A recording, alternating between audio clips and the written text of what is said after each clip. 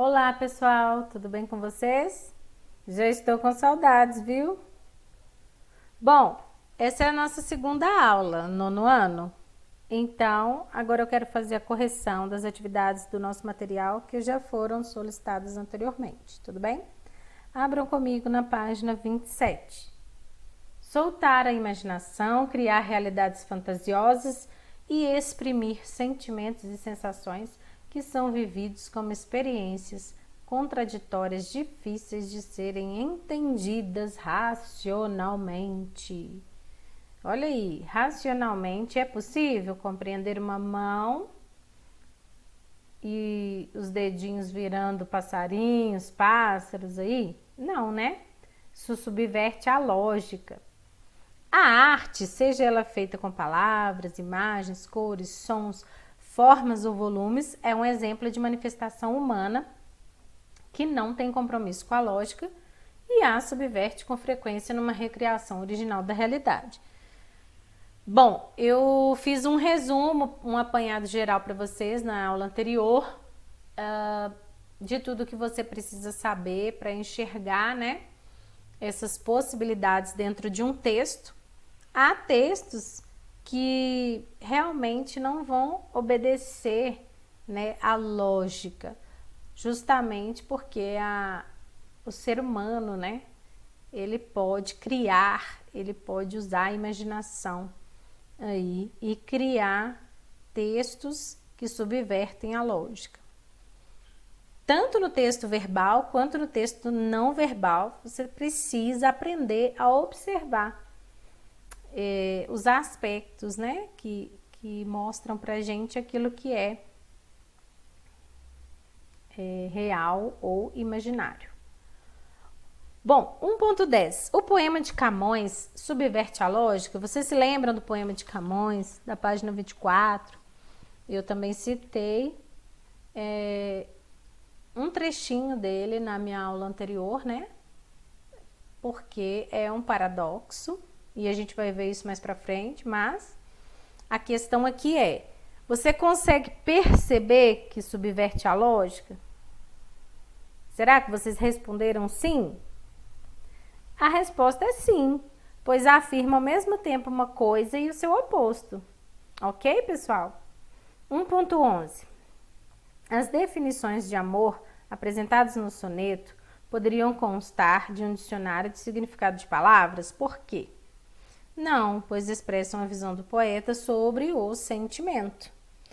As definições apresentadas em um dicionário revelam sentidos atribuídos às palavras que são compartilhados por grupos como habitantes do país ou de uma região e profissionais de determinadas áreas.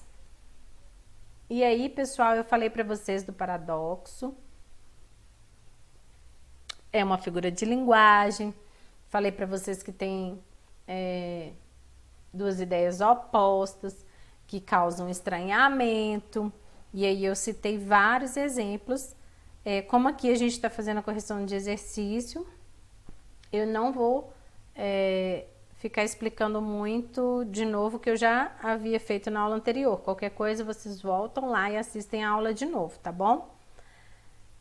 A partir de sua experiência, construa um paradoxo para definir um sentimento ou descrever uma situação. Então aqui é pessoal, você vai criar aí um paradoxo. Sugestão de livro, Alice no País das Maravilhas, todos vocês já leram, né? Eu acho que vocês leram no 7º ano. Alice no País das Maravilhas. Aqui nós temos 3 fragmentos, né, do texto, os quais nós vamos analisar nas próximas questões. E aí a gente vai perceber algumas coisas. Vamos lá.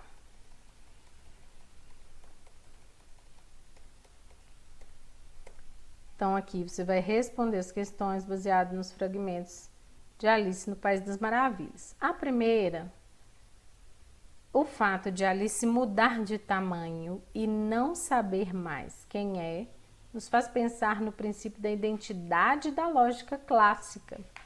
Todo objeto é idêntico a si mesmo. A é igual a A. Essa situação vivida por Alice confirma ou contraria esse princípio, pessoal? Porque os princípios da lógica você encontra aí na página 26. O fato de Alice mudar de tamanho e não saber mais quem é, se era ela ou outra menina da sua idade, contraria o princípio da identidade. Não é mesmo? Que é o primeiro princípio lá.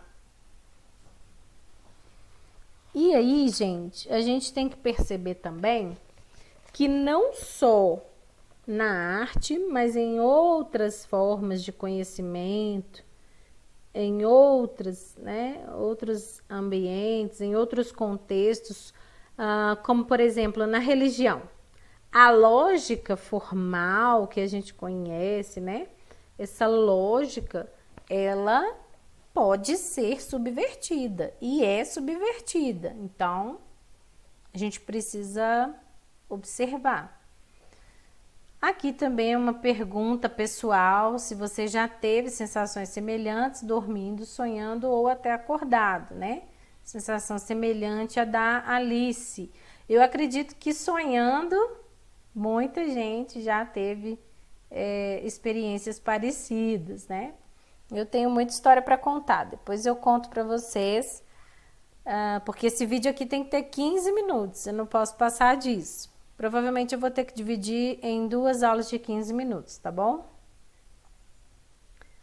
Quais dos raciocínios seguintes são equivalentes ao raciocínio do gato? Letra A. Uma criança não é um adulto, uma criança tem cabelo e unhas. Então, eu não tenho cabelo e unhas, logo sou um adulto. Letra D. O pão não é uma fruta, o pão é feito de farinha, óleo e sal. Esse alimento não é feito de farinha, óleo e sal, logo esse alimento é uma fruta. E a letra E. Este jovem é admirado pelos seus companheiros, ele tem o último modelo de celular, eu não tenho o último modelo de celular.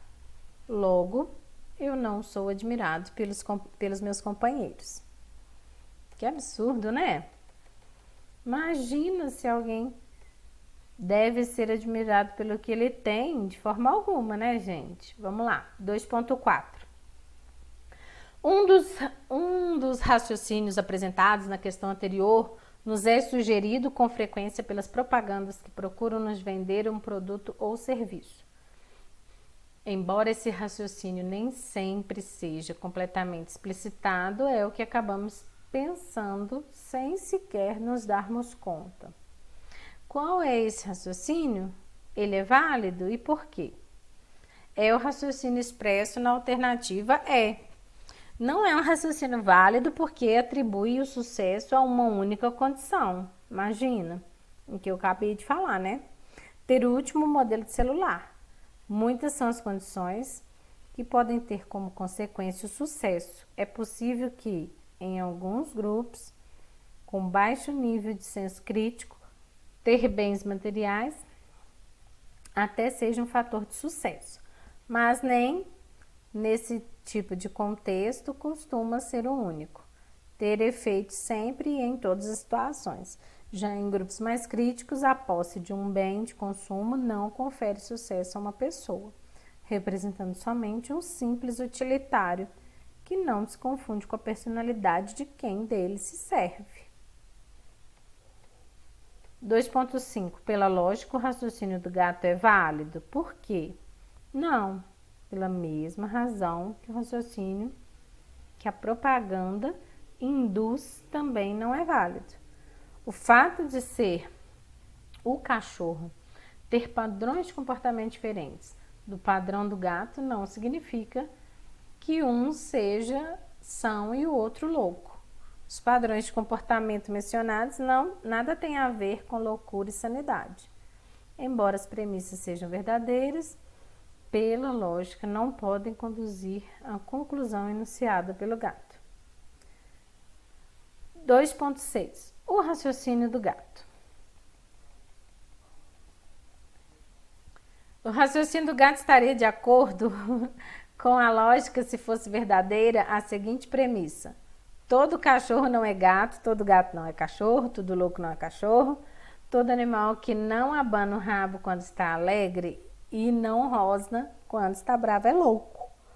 Todo animal que abana o rabo quando está alegre e rosna quando está bravo e são. Letra D. Todo animal que não abana o rabo quando está alegre e não rosna quando está bravo é louco.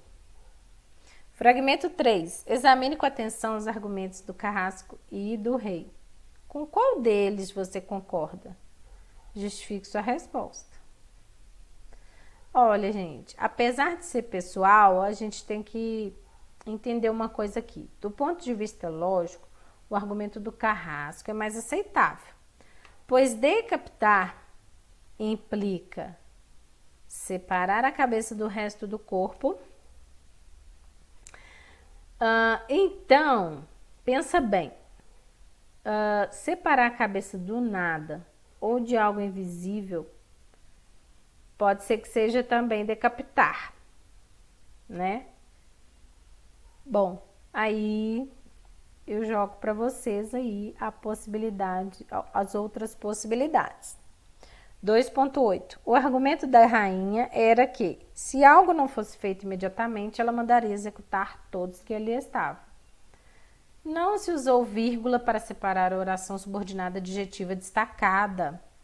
Vocês se lembram que eu fiz uma revisão sobre as orações subordinadas adjetivas? A ausência de vírgula indica que a rainha se referia somente aos seres que estavam no local. Consultem o caderno de vocês. As duas orações subordinadas adjetivas são restritiva e explicativa, beleza? Então vamos lá. Reflita sobre o argumento da rainha e suas implicações. Segundo ela, sobraria algum ser que não fosse decapitado? O que aconteceria com ela e com o carrasco? Isso seria possível.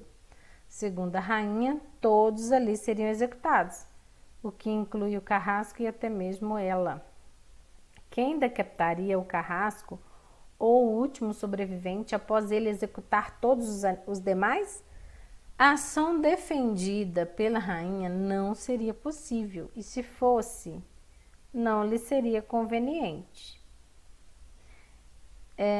Eu falei do nonsense, né, gente? Nonsense é esse humor absurdo. O livro, né, Alice no País das Maravilhas, é um exemplo de nonsense. O meu vídeo já está com 13 minutos. Vou fazer só mais essa questão para a gente encerrar e eu continuo no próximo. Assinale a alternativa em que a oração em destaque foi modificada sem alterar a relação que estabelece com a outra oração do período. Ao se aproximar do gato, de Cheshire, eu acredito que deve ser assim a pronúncia, ficou surpreendido ao ver uma multidão reunida em volta dele. Era uma grande polêmica. Letra C. Quando se aproximou do gato de Cheshire. Então tá, pessoal, eu vou gravar a continuação da correção até a página 32, não, até a 33 no próximo vídeo, tá bom? Um abraço, tchau, tchau!